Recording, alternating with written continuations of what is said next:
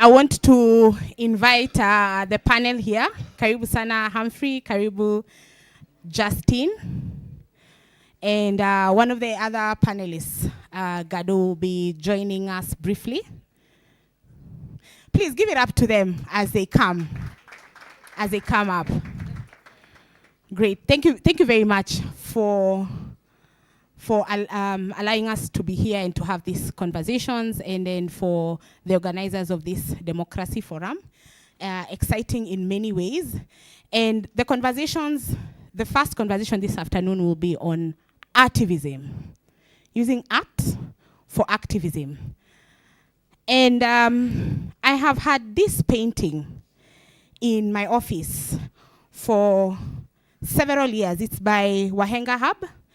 And can you see it? Anyone wants to read? Power, power. The revolution requires us to be active. I want change. I want change. And so keep your power. I want change. Let me show this to my panel also. And I'll put this here. I want to share this piece of art with you. My name is Chelimo Njoroge. I work with Forum Civ.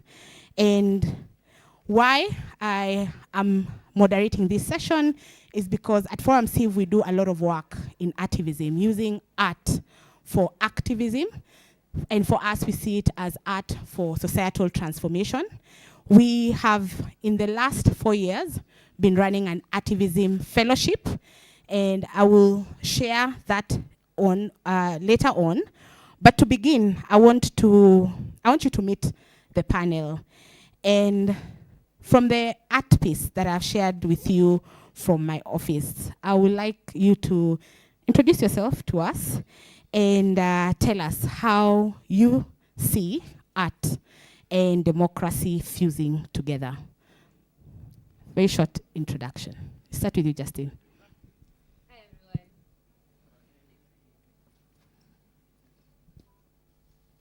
Hi,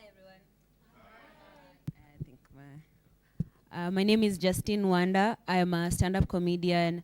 I am a writer. I'm a satirist. I'm a filmmaker.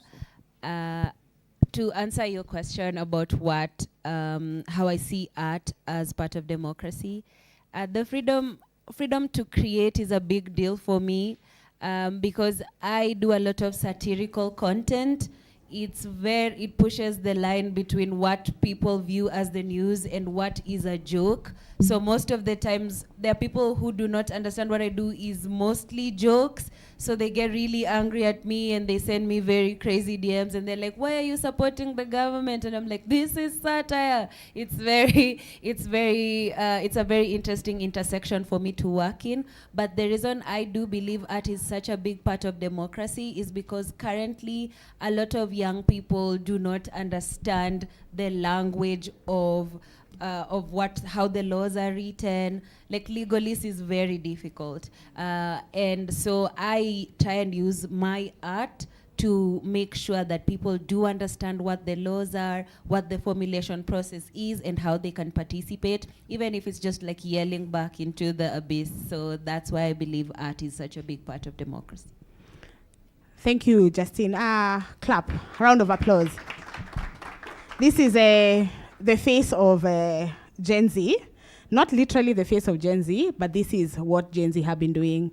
And she does this through the fake walk with Justine. You can find her on Instagram and also with Africa Uncensored. Great. Yes, Humphrey. Okay. Afternoon. My name is Humphrey Sipala. Justine had a very nice line. She says, she feels like someone screaming into the abyss, right? It's kind of comforting to know that I'm a scholar, I'm a university teacher. It sometimes feels like, when you're studying the things that you do, it feels like you're really trying to understand the screams in the abyss.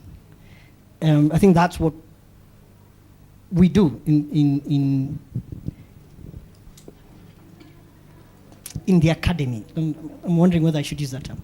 So I teach in the university. I have some background in literature. When Ngugi died, when the news came out, I tweeted something that I don't know whether we as Kenyans really celebrate that, and probably this is part of the conversation we should have, is that Ngugi and a bunch of other guys in the 1970s rebelled against English literature being taught in Kenyan schools and universities. And out of that, literatures in English was created. And it came from a rebellion of an association of English teachers. There was one department of English that taught English as a language and English as literature. And so when I went to uni at the turn of the century, our teachers were the ones who first benefited from this rebellion. And so there was a lot of that sense of studying literature as an act of defiance. In many ways, that study of literature remains peripheral. I'm happy to have a conversation and have more questions about how often do we think of literature as an expression of revolution, as an expression of peripheral thoughts. What you do, how much of that do we study? That's what I'm fascinated with. That's how I see art playing in the space of human rights and democracy, because it allows us to speak about things that are uncomfortable to the centers of power. Yeah. Right. Thank you very much, Humphrey. We can also give him a round of applause. So when our last panelist comes, we will also get to know him. But in the meantime, I know Brian will be sharing some of the art that he does as a cartoonist. So, Justin, I know we have many cases where viral picture, videos, memes have had more impact and provided more clarity on issues of democracy, even the constitution. Finance bill here in Kenya, where we have gotten more from videos and digital art, which you do. And my question to you as a digital media creator, but also as a satirist, what is the line between online digital media having revolution and the risk of trivializing very serious issues? Thank you for that question. I think it's an incredible question to ask me, because ironically, for my show to work, I have to actually use factual information. It might be layered with as many jokes as possible, but I cannot publish a lie, because the moment I publish a lie, the trust between me and the people who are watching it is gone. So I think the line lies in context. You cannot create, even if a meme is really good, but if the meme is based on a lie, it doesn't hold up.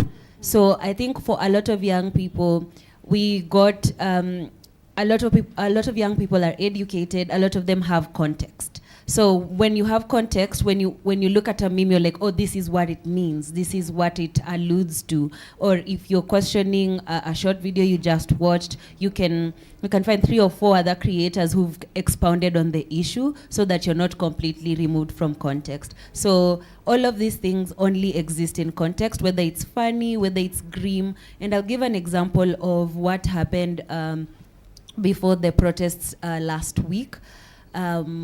There were young people who were writing their eulogies.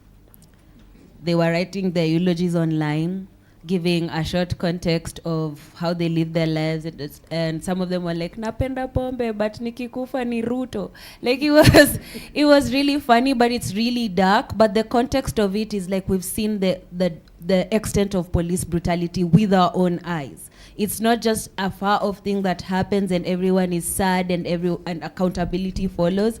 We've seen no accountability. We've seen no even owning up to the fact that this is happening, we're almost being gaslit every day by the people who are supposed to be doing the actual work of protecting Kenyans. So when I saw those really funny eulogies being written, I was like, this is actually extremely dark, and it's extremely tragic. So the context of it is there's a lot of tragedy in the country, and a lot of younger people understand that very, very, very well. And I think having a good education helps, but also being in community with people willing to inform you that maybe this information you have is inaccurate or it's incomplete, or you need to read a little more. That really, really helps ground all the jokes that we see, all the memes that we see, everything that we like to laugh at. Yeah. All right. So just to help us paint the picture of digital art and the influence that it has had in issues of democracy, feel free to use some concrete examples from your case, just to allow, I know there's a cross-generation representation here, so that we don't leave anyone behind. What does digital art, in terms of art for activism, hence Artivism, what is the situation at the moment? What are some of the things that are happening? What are some of the impacts that we are seeing? Also, what are some of the dangers that we are seeing? That's a really good question. I'll give an example of how my work went super viral. Like I did have like a few friends who were like, we're rooting for you, and then it's like the videos had like substantial views, but it didn't get the virality that it got last year during the finance bill protests. I did a video, I think a couple of days or like a week before the actual protest, or was it 2 weeks or 3 weeks? I'm forgetting. Because I had read parts of the finance bill and I panicked. I was like, this can't be a real bill. Maybe this is misinformation, maybe it's inaccurate. And sometimes you'll see government officials say, please read the thing for yourself before you reshare it, and you like start making people panic. So I did open the bill. First problem, it's just like the language. I was like, I don't understand this. So I had to get a friend to help, again, put everything into context. And then I used all that information that I'd gathered from my friends, from Julian Zamboko, who's also like a really good financial critic and journalist. He really, really understands everything, so he breaks everything down. I took all that information that I'd found, broke it down as easily as possible, layered it with as many jokes as possible, so that my audience was laughing but panicking, and I was telling them like, this bill cannot pass because it's going to affect people in this area, in this area, in this area. And when I shared that video, honestly, I didn't think much of it. I was just like, it's gonna be like one of those days. But I think at the moment I shared it, a lot of people were interested in the bill. And in that moment, I think the jokes helped a lot of people understand what the bill was about. And then it went so viral, it rounded back to my family group. And one of my family members was like, have you seen this? And I was like, that is me. It was it was one of those moments. It was like, yeah, I do not have a job, very famous, unemployed person, like in the traditional sense in our entire family. But my family members were very proud that I took the time to help educate people. So when that went viral, a lot of people got curious about what other bills were in parliament, what was happening in the news, which is most of what I do. And I think I've proudly helped so many people understand the complexities of governance and what parliament's role is and the bills that they're trying to pass, simply just by making as many different jokes as possible. So that's what I've been able to do with my work. But there are people who I truly admire, like Esther Kazungu, who's a satirist too, and most of her videos were just like making fun of parliamentarians, but at its core, the context was highlighting the situation between how a lot of people in government positions are not taking their jobs as seriously as they should.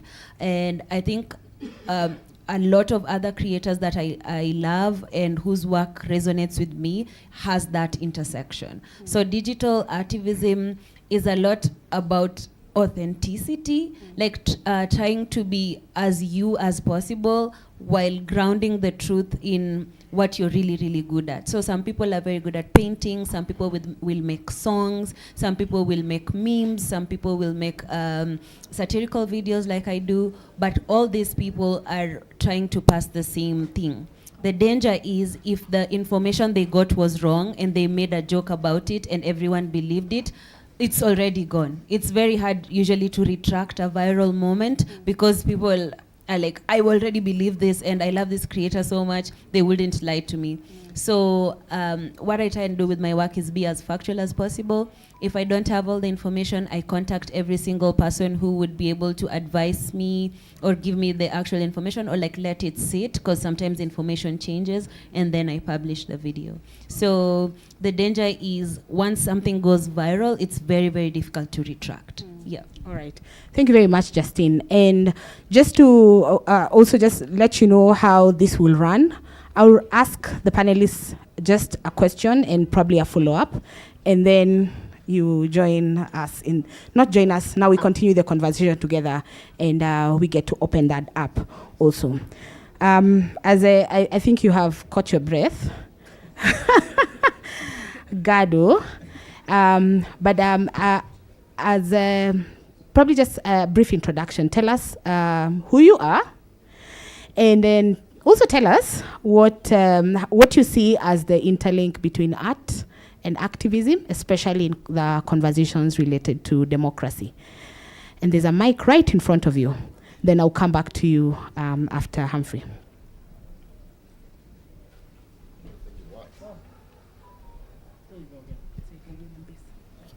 Let's try that one. This works. First of all, I should apologize. I came late and I live not far from here, but the routes to State House are still pretty much barricaded. So I had to take a detour to reach here. No, that was a joke. I think they removed the barricades yesterday, so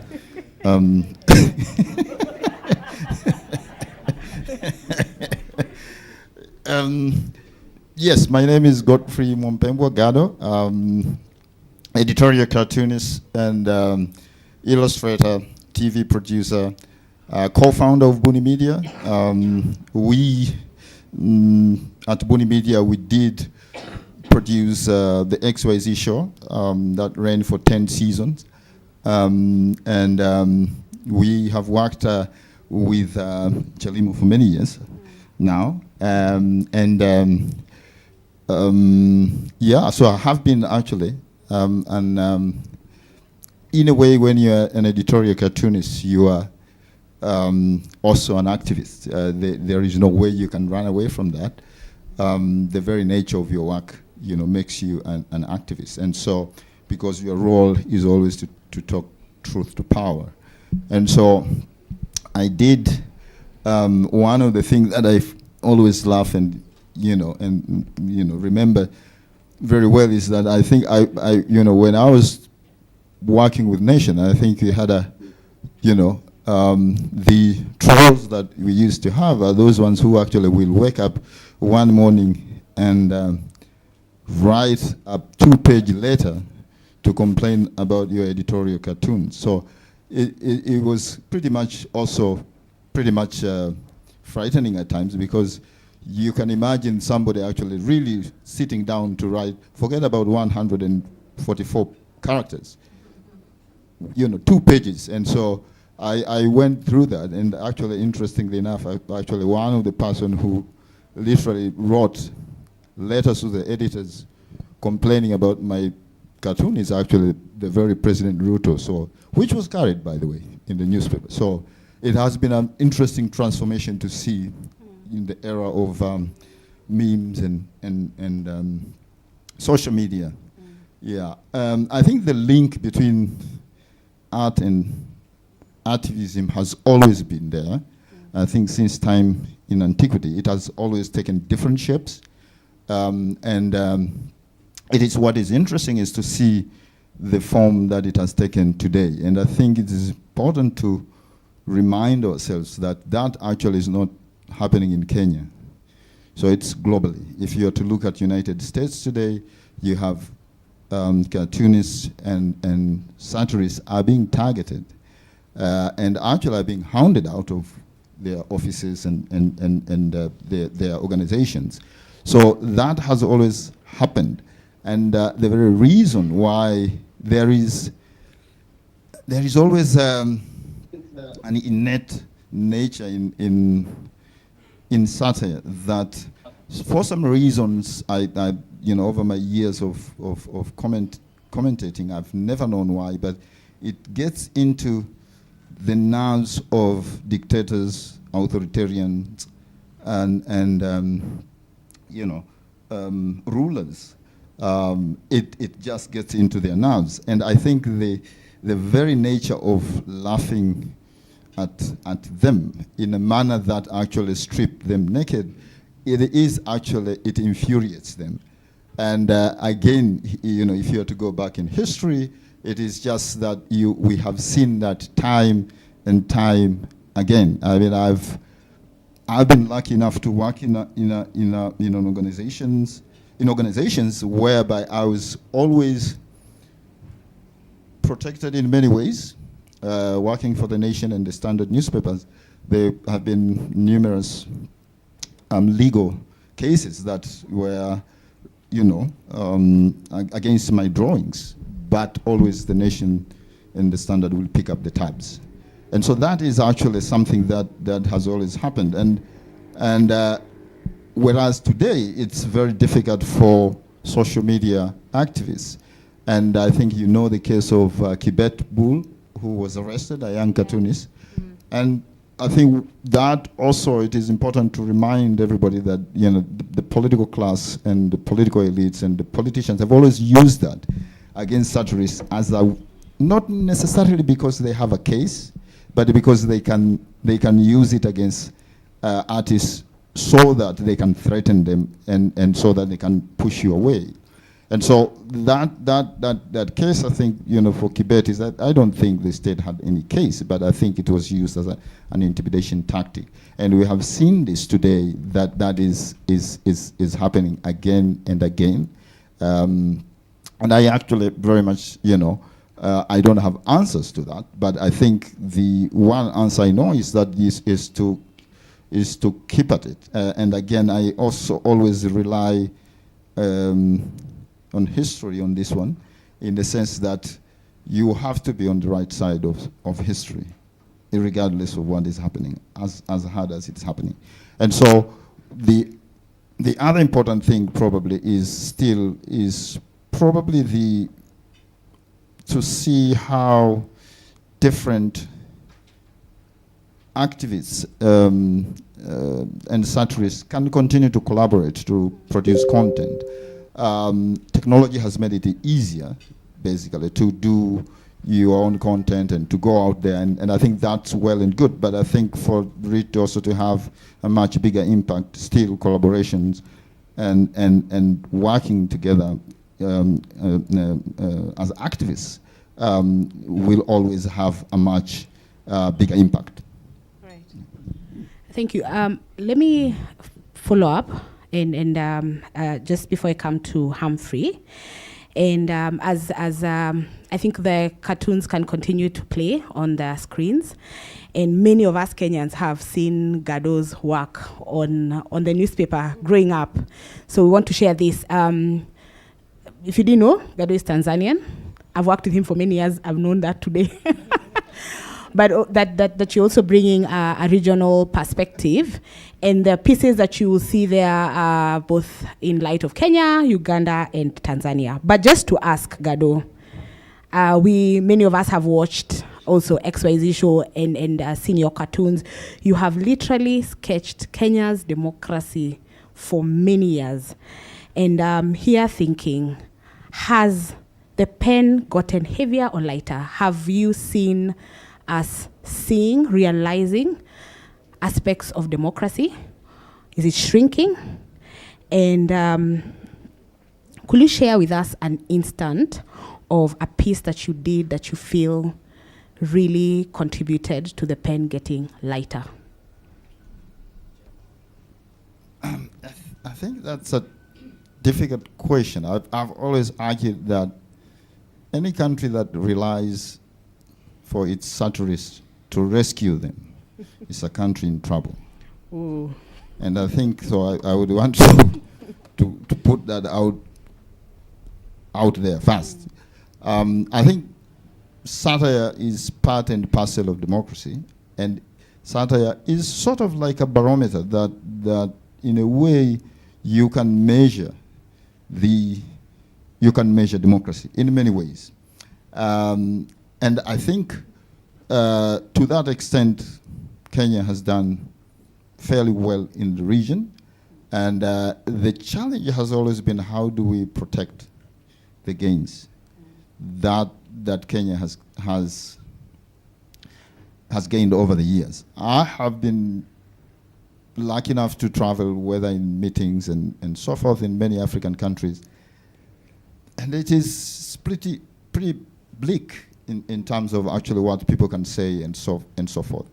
And so over the years, I think I have seen that growth, because I started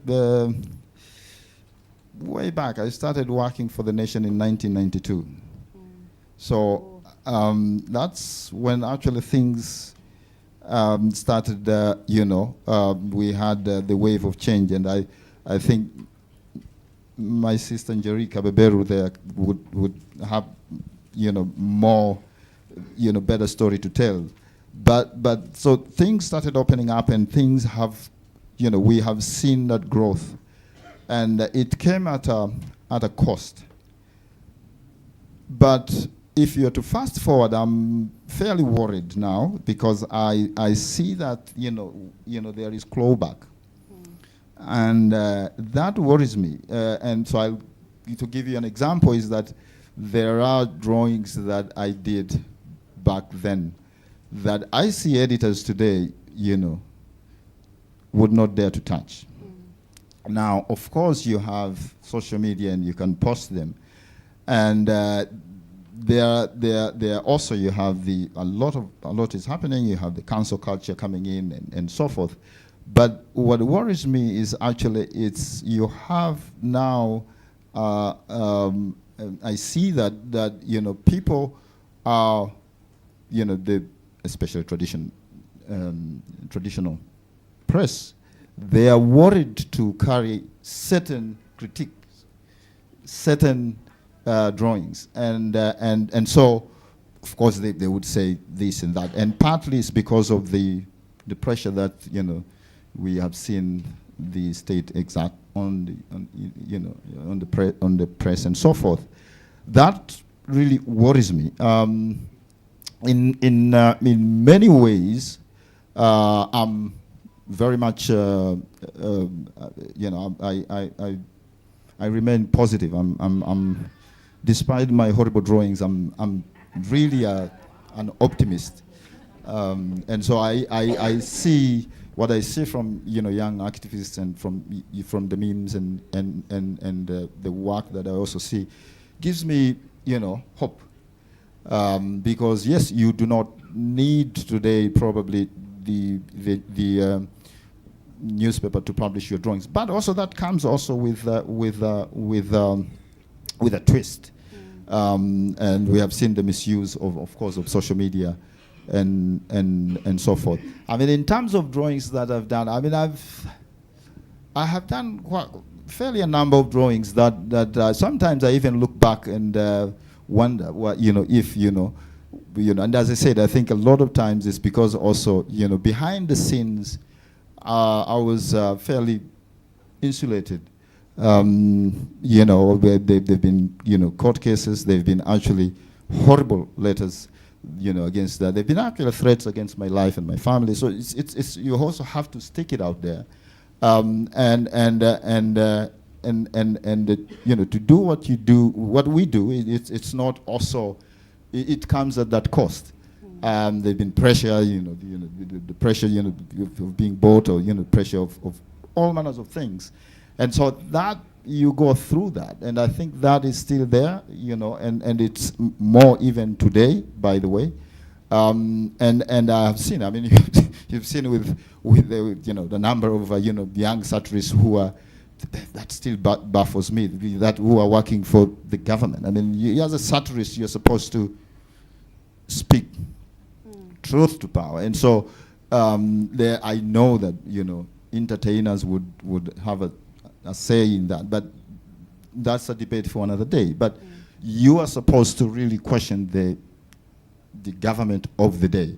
Unfortunately, as I said, it is also across the board. I mean, I recently, just to give you an example, is that I'm a contributor to the, I used to be a contributor to the DW, Dutch Welle. And I did a drawing, and you know, and I have been a vocal critique of Israel. And you know, there's after, I think, the August 2023, an editor who's a friend said, well, I think probably you're supposed to, you know, tone down your critique. And I said, well, and he called me from Germany and said, okay.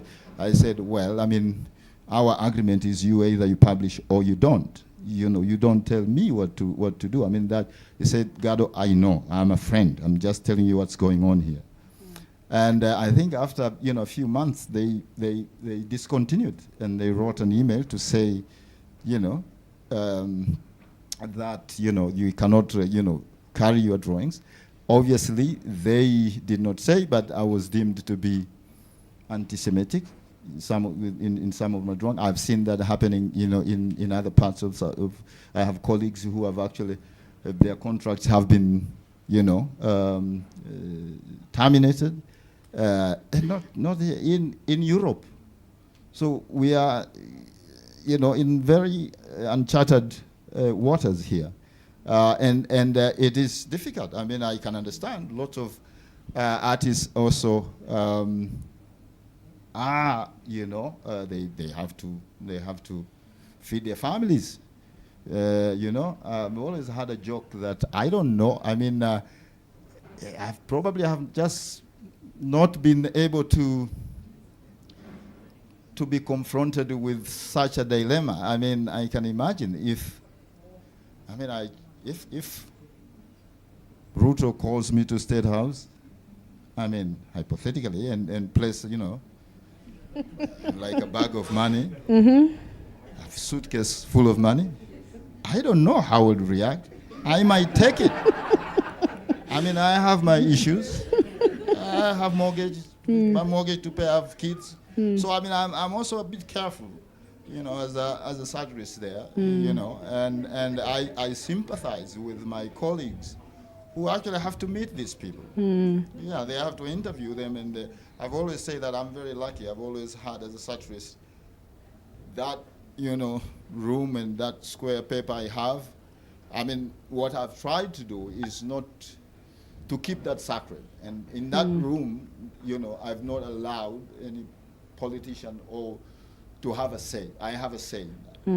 And that is, it's not as easy as it sounds, but it is challenging. And I think once you let that go, then I think it will be very difficult for you to reclaim it or to, you know, to speak truth to power in any way or form. Yeah. All right. We hope that.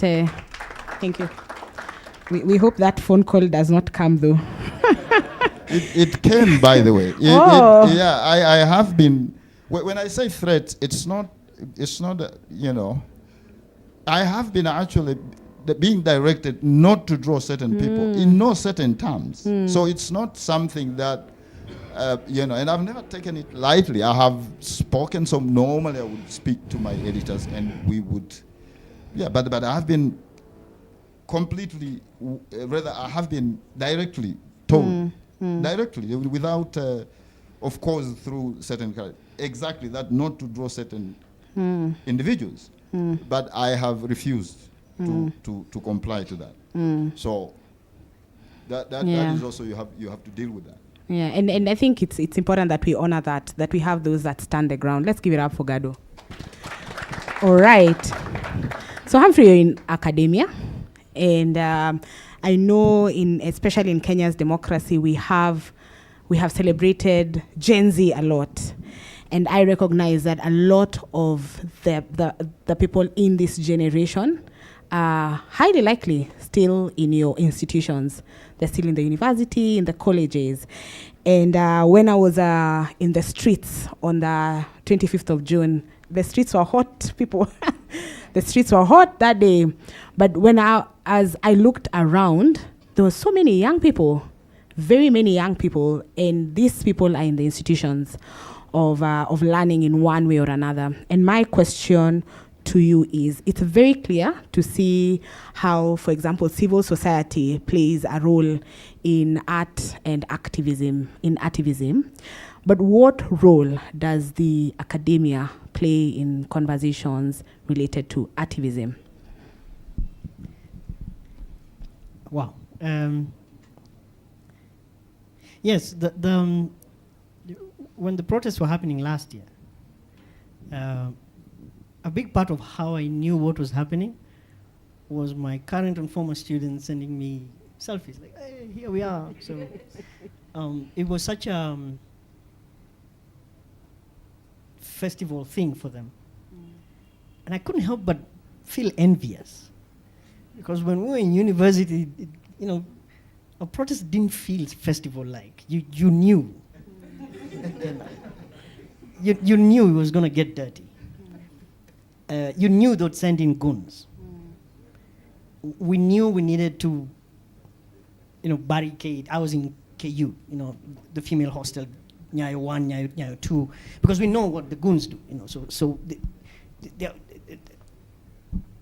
So part of me was like, wow, this is some progress. What I'm fascinated about is the question you ask, and you use the right word when you call them institutions, because they are institutions. So I think the first question is to ask ourselves is, why are the students not having those conversations in the institutions? What evisceration of the university as a producer of knowledge, of thought, of a space for free thinking and confrontational thought, what part of that evisceration has happened? I think when they send me a selfie from the street and not confront me in my class, I think they are telling me that your class does not give me a space to ask these questions. So there's a point where you're envious, but also you're like, wow, that's okay. That cut, I can see what you've done there. Yes. So yes, when I first spoke, the first round, I said I remembered the rebellion of Ngugi and Akivaga, Kichamo Akivaga, and all those who fought against a colonial way of teaching literature. That confrontation with power happened in the university. It happened in schools. What is fascinating for us, I think, as scholars, we should be asking ourselves is, if that was the space of revolution, why has that? It is such a. You have to travel to some African countries to realize just what a privilege it's been to have 40 years of learning African literature. I teach in a school of law. One year. The law is a religion. We just come up with chants and we put them in texts to make it look complex. But we've perfected this. I mean, I watch lawyers do that. So I have this bizarre stage where I sit in the law school but look into how law is played. There's a cultic thing about it, as with all professions, I think. We complexize what should be simple. And in the academy, we found a way to get used to what was revolutionary. And we found a way to teach that which should be pricking in a very usual sense. I think Chelimo were talking earlier about how an example is the national anthem.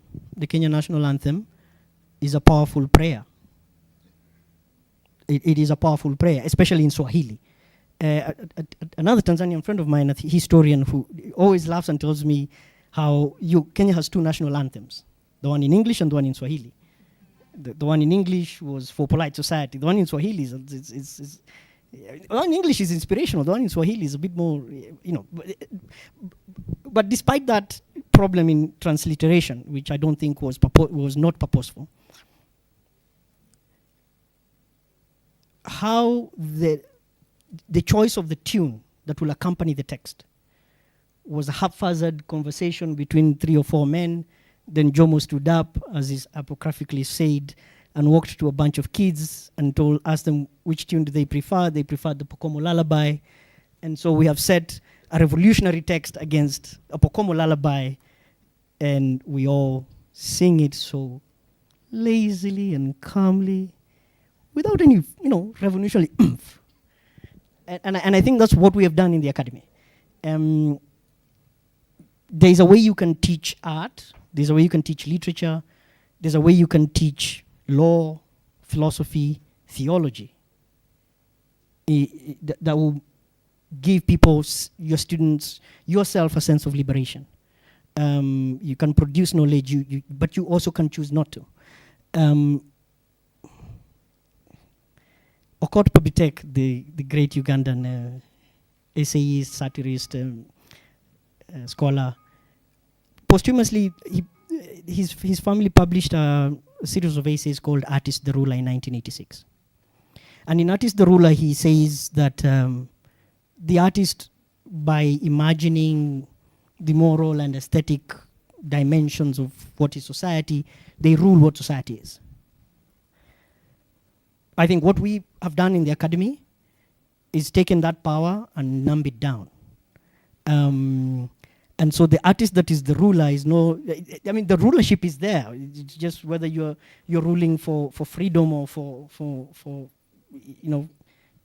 class preservation. And I think what the academy then still has, either way, is the power to produce knowledge. Which then means if we ourselves are frank in what we think is the production of knowledge, because we gatekeep a lot. If we are frank about what we are the editors in a media house, then we'll allow ourselves to study the history of things. I think one of the ways in which we could really strengthen Artivism is to encourage ourselves, to challenge ourselves to study what has been Artivism, so that the artivists of today can participate and be proud of being part of a long history. I think you're talking about the idea of Mao revolutionary songs, and where did those disappear to? Do you really want to say that Kenya's War of Independence didn't produce any revolutionary songs? Where did those go? The songs we sang in the 90s and 2000s, where did those go? The academy can really contribute by having conversations amongst ourselves first about the history, what has been done. So we participate in a bigger picture, a bigger construction of society, I think. All right. And I know you have done a paper published, beer drinking songs. And I don't know where we can get it, or just, but probably something you can check online and what, we're doing with that. Do you want to make a short comment on that? Yeah. So the beer drinking is actually a conference paper. I don't know whether it was ever published. But this was in 2000. These days when you do academic conferences, it's fairly easy to get the papers published. I don't know then. So we did a paper in 2005 called Beer Drinking Songs, and what we were positing was the idea that again, this was coming on the backdrop of the time when you've had 50, 60 years of a state broadcaster, and so the public square was very tightly managed. All the songs you knew were songs that were curated. And it didn't matter what the artist was producing. I'll give an example. Just like Gado here, there was a Benga musician called Dio Misiani, who could be played on KBC or then VOK until he said something that Moi didn't like, and then somebody remembered he's Tanzanian. Or his mother came from the Tanzania side of Isibania, right? This has happened, right? In good company. So the public square was regulated. The periphery of the public square is where you find these conversations. So we're positing this idea, one-man guitar would have conversations about sexualities that you can't have in the public square. I'm a Nairobi school kid, so we grew up with rugby, and we used to sing all sorts of irreverent beer drinking songs in the rugby pitches. But what we're doing was looking back and realizing just how much political content there was. It was the only space to make a joke about Moi in the mid-90s, in the periphery of the public square. So later on, we did a paper that we then were arguing, myself and a friend called Kares Lawela, were asking whether, because of the formality of systems, human rights monitoring, let me just quickly, human rights monitoring, if you follow the formal systems of recording, you don't see everything that society is discussing. But if you look at popular art, what are young people or older people saying in spaces that are not regulated by the public square, then you see a lot of human rights conversations that you wouldn't see in the public square. Yes, and that's just the idea. If the song, if you had to have your satire curated through KBC, and it won't go through. So then, finally enough, a techno giant in China, TikTok, gives us the space to have conversations in our country that they can't have in China. That's the benefit they have. That's the benefit we have as society. That the public square has been the importance of the public square in having conversations in society has been reduced by having outlets where you can think of your satire and put it out and hope. Sometimes it goes viral, sometimes it doesn't. Before, all you had was the periphery of the beer drinking, the shebeen, as it were. Yeah. All right. So I want to open up and then just get a few questions. And as before that, I think Brian will cue for us just one. I want us to consume a different kind of art. We've talked, when we started, we had music, Artivism through music, and we were listening to Sauti Sol, Tujiangalie, and the song says, Tujiangalie, tuko pabaya, leo kuliko jana, and that translates that we need to look ourselves literally in the mirror, because we are in a worse place today with regards to democracy than we were yesterday, and we have many of those. I know many Kenyans, one Christmas, we had a Wajinga Nyinyi by King Kaka, and it was literally a self-reflective place, and the song talked about how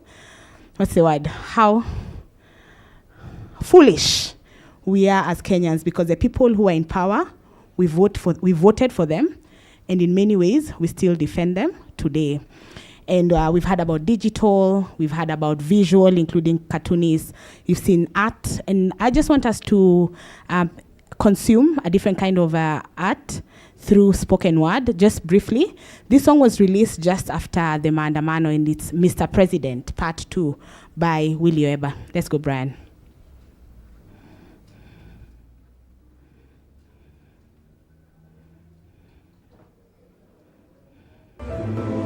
Dear God, at times when you bless, I didn't scare kukushow, God bless you. We'll try the other one, Mr. President. And as he's doing that, one of the art pieces that was showing for Gado was a bridge where someone is falling. Kenya is falling down democracy. Do you know when he did this art piece? Do you wanna guess? Which year? It's actually 2007. Does that still feel like where we are in Kenya today? And that's the power of art. It lives beyond and transcends beyond different conversations. Are you ready, Brian? All right. So as is, we'll get to consume that shortly. But let's hear any questions. We'll take 3 questions, and then they will respond to that as they do their closing remarks. So there's 3 ladies here, so we'll take those ones. Yes, so we'll start. Keep it as a question, keep it brief, so that we can finish in time for Damaris to take the next panel. Thank you. Thank you very much for all you do and all your work, and thank you for the interesting conversation. For the last couple of months, we have seen different expressions on social media, and some of them have been quoted publishing of false information contrary to the Cyber Crimes and Misuse Act. How then do we preserve expression in a space where they're clamping down on expression by calling it false publications? Because if you think about it, the artwork around broad-based, bread-based, and now blood-based, that could have irked someone wrong, but they never came for you, Gado, because you have insulations. But the young people, hypothetically, do not have that. They can come for them. They have found them. They're going to their homes and attacking. It's not just a naive thing about promoting sciences and industrialization. There's something behind the arts and killing the arts, because the arts have become problematic with the artivists. Refusal to approve. I mean, we've had the Professor Oloko Nyangos, you know them from Uganda, Professor Sylvia Tamale. There's a silence at the School of Law and even universities, to the extent that promotions, people who are really critical of government are not getting promoted anymore. So there's a real squeezing of space in the academia in Uganda and targeting those who are vibrant. My question is there some form of solidarity mechanism within the region, within the academia, standing together? Because the arts I'm talking about is teachers from primary school through secondary school and through university. Is there some form of solidarity mechanism that is forming to stand together, to promote the art, but also to protect activism? Of course, I will not talk about Dr. Stella Nyanzi. Everyone knows, she lost her job anyway at the university and wherever she is right now. So that's my question. Thank you very much. Thank you very much. Great question from both ladies. Last one. Thank you so much.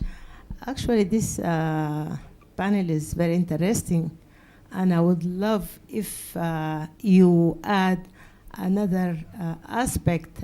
You talked about art and academia, and in relationship with the activism. I just wanted to have someone to talk about religious, because it has to do with activism.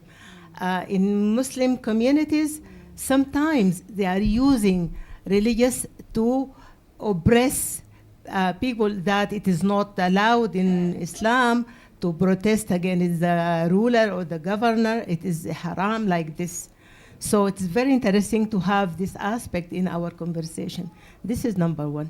Number two, I want to share our Sudanese experience in the role of art in the revolutions. Since 1964, the October Revolution, songs is something. Up to date, the people in the demonstration, they are singing of the songs of 64. And in Revolution 85, they used poem. So the poem is in that time, it was the symptoms of the revolution. And the last revolution, December 18, the art, the sit-in place, the demonstrators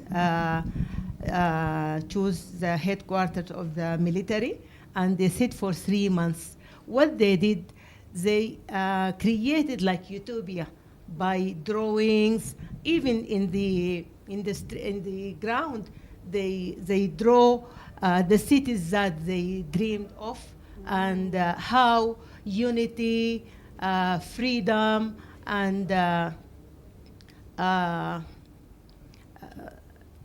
all kind of dreams that they draw in the walls.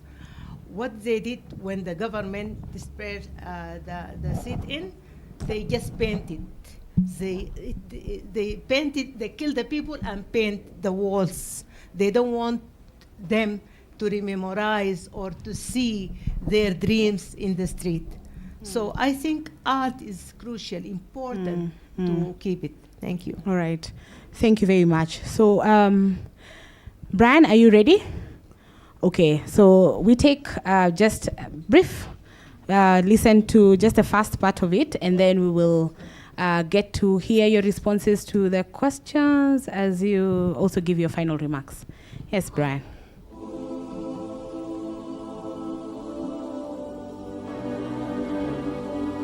Mr. President, najua nilisema uhuru maliza uende, but sikumaanisha ushuru ikuje. Kama tu vile ulisema freedom is coming. A time bless nasikia kusho God bless you. Over time could make happy wanna say I'm proud of you. Kuna vitu moja nimehame life yangu looking back, that must be you. You are love. Political offer na tababa kuunge.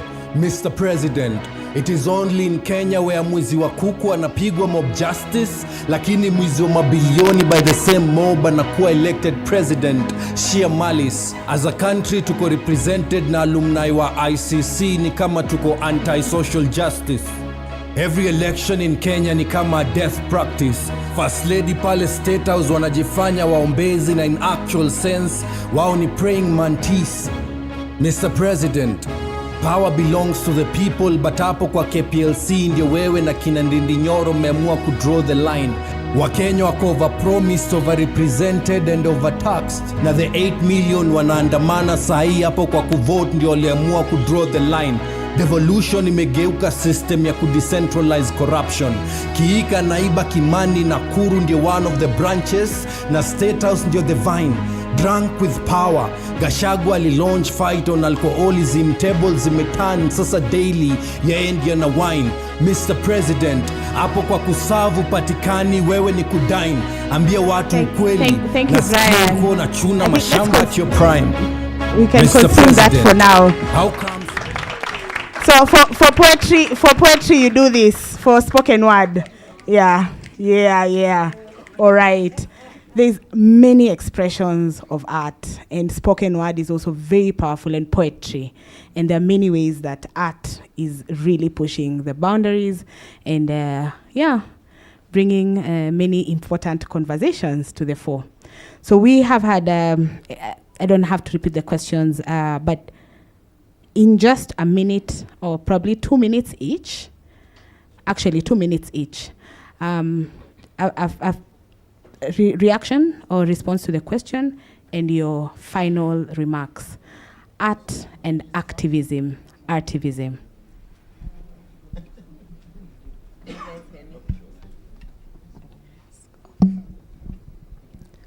In response to the lady who asked about the religious expression and how that intersects, I happen to work in a very in an environment where when I perform stand-up comedy, a lot of the comics come from different religious backgrounds. They're pushing the background, the envelope on what they can do to perform.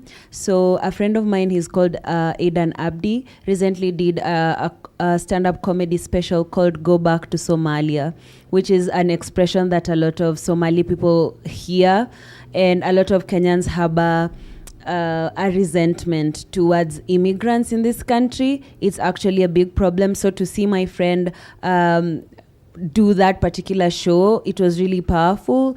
And I think it's I'll go back to the what Hanifa represents. I don't know if there's anyone here who doesn't know Hanifa Aidan. Hanifa is an amazing activist, and Hanifa's own identity is such a complex identity for what we would consider like the ultimate Kenyan, like the most expressive, most at the forefront of championing everyone's rights. And Hanifa herself has said her family is very supportive of her. Her dad tells her just to be careful. Yes, but she, if you don't know who Hanifa is, she's Muslim. She's of Somali descent, and I think she grew up in one of the Eastlands neighborhoods. So every single thing that she represents is something that people can resonate with to a level. And the fact that she keeps showing up and holding people's hands to even in the most difficult times, even when the cameras are off, I think that to me, she might not be an artist, but her presence in this particular movement really is reshaping what we consider solidarity, what we consider voices that we should uphold. And I just wanted to make sure that I echoed her presence in the movement. To answer your question on the Cybercrimes Act, I think it should be absolutely repealed. And if we are to have any kind of law that regulates, it should come from a perspective of understanding what art is. A lot of our politicians, as it stands now, think of themselves as entertainers. They don't want to pay entertainers because they want to be out in the streets giving chapatis, giving speeches. You know, they want to do the cool things. They don't want to do the tough things. And art is tough. You cannot be lazy. You cannot be lazy. Ask Gado will tell you. There's days where you write something or you draw something and it's just not coming together as you would hope. And I think governments that are oppressive kind of think they can just cruise with nonsense. For a lot of people who are educated, they do understand the value of art, and they're willing to spend whatever money they have to go to performances, to buy the newspapers with the editorials, to show up to rooms where even if it's just 10 people, that's pushing the needle of keeping those spaces awake. So the Cybercrimes Act should be repealed and be replaced with regulation that understands what art is. Yeah. Thank you.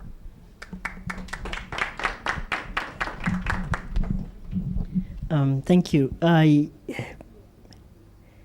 I think that I'll speak to the two questions. First, about the religious question. I think it speaks to my own research fascination with the periphery.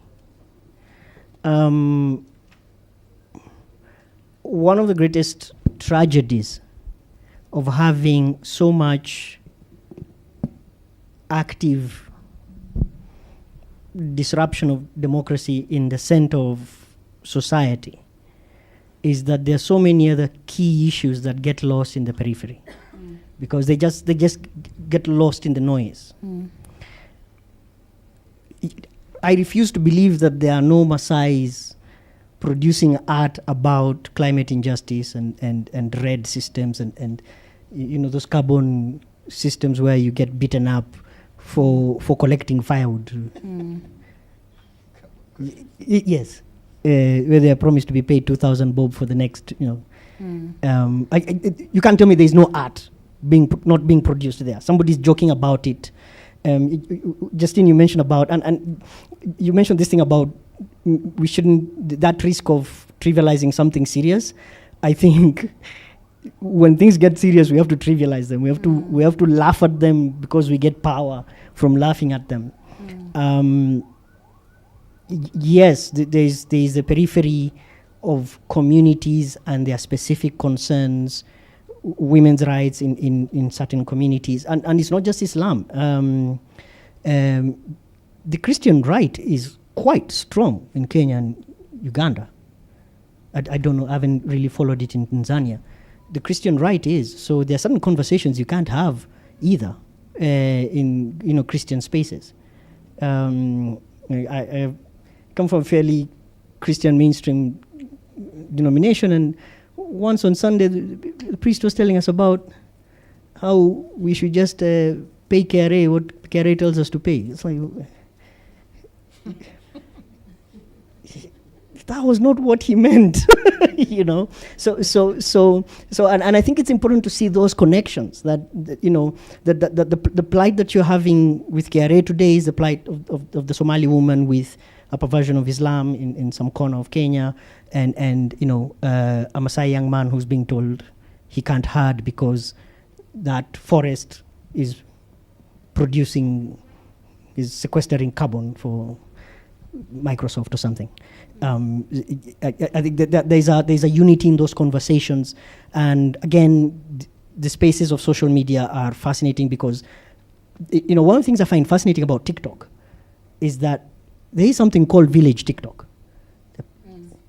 More than any other social media platform, like people in the village just make jokes and dance and say things about their villages, and I'm like, wow. I mean, if you really want to know what a 21-year-old thinks of a Pokot village in Chemling or Lot, just TikTok it up, you'll find it. So it's, you know, there are those spaces.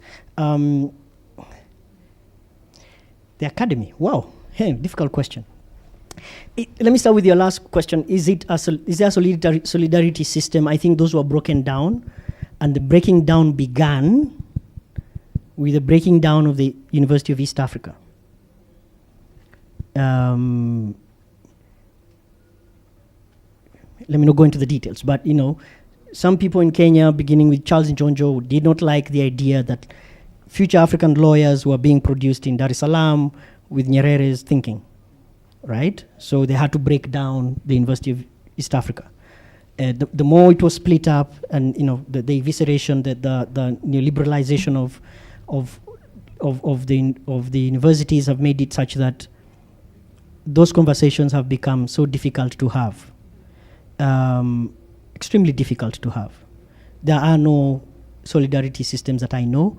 The Tanzanian scholars put up a letter of protest. I remember Professor Shivji sharing this in Swahili 2 years ago. It's very rare.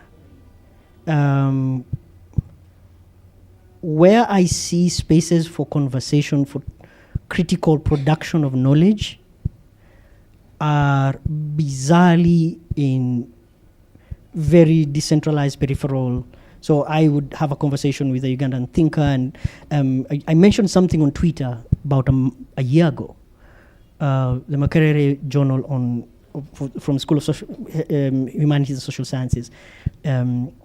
Someone tweeted it, and I was like, wow, this looks a very interesting table of contents. Where can I buy it? And then somebody actually just couriered it to me from Kampala, and I was so impressed. And I was like, we have this little south.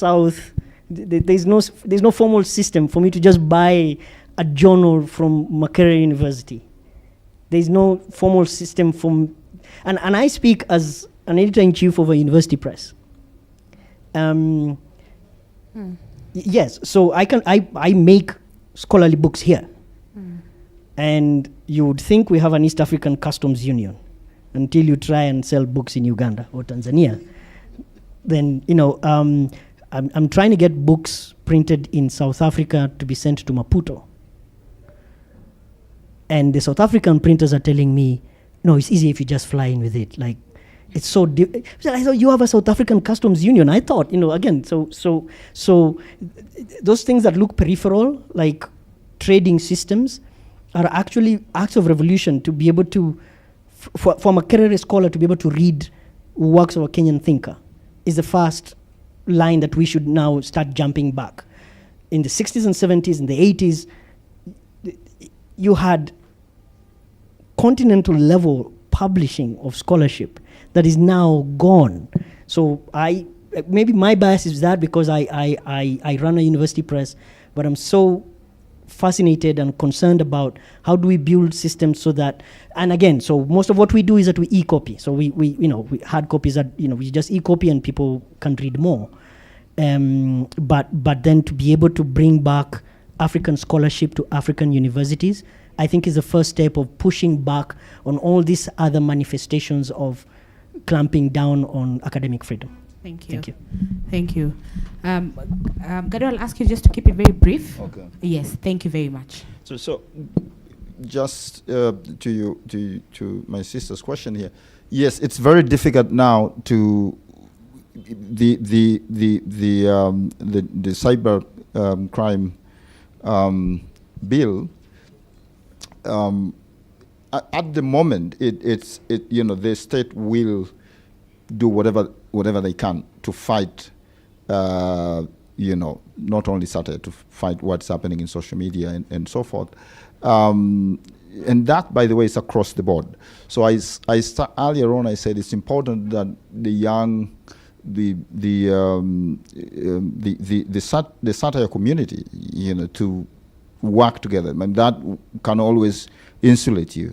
And I think that it's difficult, but that is something that I encourage young people to do. I very much enjoy working with young people. I've, throughout my career, I think one of the things that I've done and I continue to is to mentor young people, to instruct young people, and we have whatever we do. For example, the XYZ and Chelimo, we always have interns programs that we actually have to we train and instruct young satirists and writers and in many areas of creative sector. So that is one way that can help you. To the question my other sister asked there from Sudan is that, yes, by the way, during my time, it's not politician only that, I faced the wrath of religious leaders, Catholics, Muslims, they all attacked me. I was actually, there's a drawing I did I would like to share. I like to give this example because it happened long before the Muhammad cartoons. I had a drawing of a young female suicide bomber, strapped with explosives, and he was asking a mullah in a cartoon, saying, so what happened if I go through with this mission? Am I also going to get the 72 virgins? Well, I thought that was a fair question because we know what male suicide bombers get. We are not told what female suicide bombers get, and I did that because at that point we had lots of female suicide bombers in the Middle East. And so I thought it was a fair question, and actually, the SUPKEM here actually organized demonstrations from Jamia Mosque to Nation, and the Nation had to apologize on its front page to say that the drawings, the drawing the artist did not mean to inflame feelings and so forth and so forth. So that also, up to today, I mean, I know that again, these are very, so it's fair. I give also a Christian example. I did a drawing of also of a priest waving the Bible and they say, homosexuality is foreign, and I had Wanjiku, reminding him that also so is the Bible. You are waving, and that was not taken lightly by the Roman Catholic Church and other churches, and they wrote to protest. So you actually, that's a very important point. We have to remember that that actually it is as satire touches every corner of the society. And lastly, the issue you talked about, this issue of STEM. It is always a very interesting thing, and it's almost only in Africa that we have this kind of discussions. 10 years ago, I think KEPSA came up in support of STEM, and there's a lady, I can't remember her name, but she was the CEO of KEPSA, and the argument then was that said that we want in 10 years, in 20 years to be building roads like the Chinese, and so that we can use our engineers here in Kenya, and that's why we are pushing for STEM. And I was very confused. Now, so today I look back, we have AI, and I'm wondering, in fact, I was saying that I need to look for that lady to ask him, so what are we going to teach now? Because this idea of our policymakers just waking up and, come up with these ideas that they've never worked anywhere. Today in China, by the way, the Chinese are putting so much money in the arts, so much money that if you get to know, you will run out of this room. So much money they are putting money in animation, they're putting money in music, you name it. The Koreans have showed the world that actually, you know, it is your creative industry that defines who you are. It is not after the crash of the 1990 stock market. The Koreans, they have put so much money in film, so much money in the arts. That's why you have now, our young kids are consuming Korean movies. And we are sitting here still arguing that STEM is more important than that. So the arts and science, they've always been hand in gloves. And one of my favorite artists, you know, who is also was a scientist, is Leonardo da Vinci. So we need actually to learn through, you know, to go through history, to learn from history, and our policymakers to understand this better, rather than just coming out with these policy pronunciations that sound good, and also just because of, you know, particular, you know, interests, you know, vested interest in policy matters. All right. Thank you very much. Let's give it up for our panel. And as we step off, I just want to underscore also that this is a one media that ensures inclusivity of everyone. That irrespective of the language you speak, the place you come from, your religion, that art speaks very powerfully to every aspect of our lives. So as we walk off, we will just, I think Brian will be playing one last song, and we will invite Damaris to come and take on the next panel. Yeah, so I think we can take a picture.